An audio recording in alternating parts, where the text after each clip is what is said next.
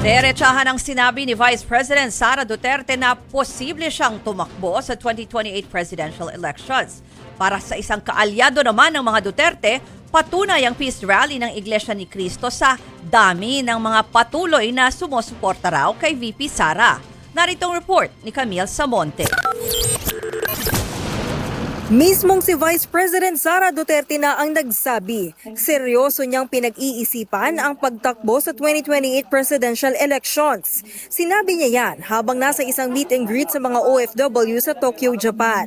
Walang direktang binanggit ang bise kung para ba sa pagkapangulo ang tatakbuhan niya.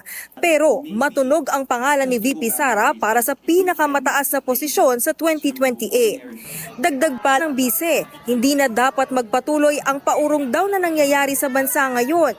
Marami raw ang dapat ayusin sa polisiya ng gobyerno. Pero kaya raw itong magawa basta magkakaisa ang publiko. Matatanda ang dati ng sinabi ni VP Sara na sa 2026 siya magdedesisyon kung tatakbo ba siyang presidente o hindi. Para naman kay dating Presidential Legal Counsel Attorney Salvador Panelo, siguradong maraming susuporta sa bise kung ituloy niya ang pagtakbo. Patunay raw dyan ang dami ng tao na nagpunta sa peace rally ng Iglesia ni Cristo kahapon. Yung star power ni Inday Sara, hindi nawawala, hindi kumukupas. Unang-una, kung siya'y tumakbo nun, siya na ang presidente ngayon.